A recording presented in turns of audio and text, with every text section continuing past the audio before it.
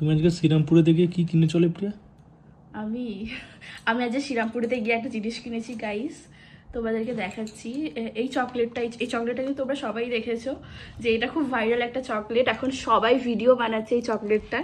তো এই চকলেটটা আজকে আমিও কিনেছি, মানে আমি কিনিনি, এটা আমাকে কিনে দিয়েছে আমার শ্বশুর মশাই, মানে আমার বাবাই প্রচণ্ড ভালোবাসে আমাকে গাইস। এই চকলেটটা আমার খুব পছন্দ ছিল, অনেকদিন ধরে ইচ্ছা ছিল যে আমি এটা গিফট করব আমার হাজব্যান্ডকে।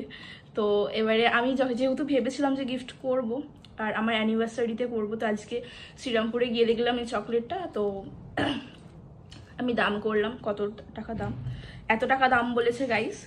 আমি তো চলেই আসছিলাম, লাস্টে বাবাই বলছে তুই কোন চকলেটটা নিবি তুই শুধু বল, আমি তোকে কিনে দিচ্ছি। বললাম একদম নয়, বলতে আমার তো কোনো কথা শোনেনি, আমি হাত ধরে টেনে নিয়ে চলে আসি, তারপরেও আমাকে মানে কি বলবো যে তাও গিয়ে পেমেন্ট করে দিয়েছে অলরেডি। আমাকে বললো যে তোর খালি যেটা পছন্দ তুই সেটা আঙুল দিয়ে আমাকে দেখা, আমি তোকে সেটাই কিনে দেবো।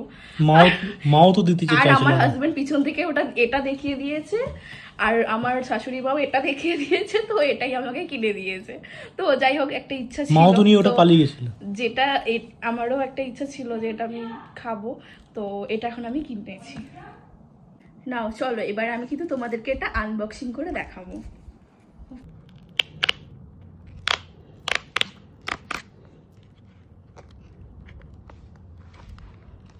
ওয়াও, কি দারুণ!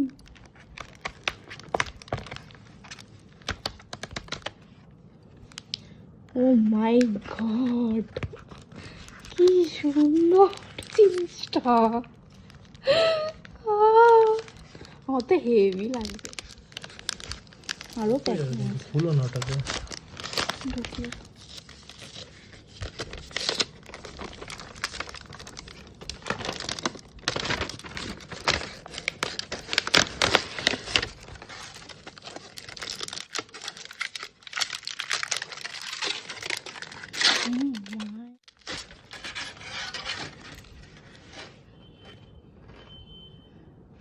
এই এই দুটো হার্ট ছিল, আমি এই হার্টটাকে মাঝে থেকে ভেঙেছি, একটু টুকরো বাবাই মামুনিকে খাওয়াবে আর একটু আমি একা খাবো, না আমার খাওয়ানোর কেউ নেই। একটু টুকরো তোরা দুজন খাওয়া।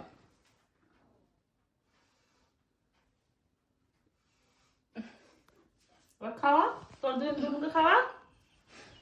তুমি ভিডিও করে দাও। ওই তো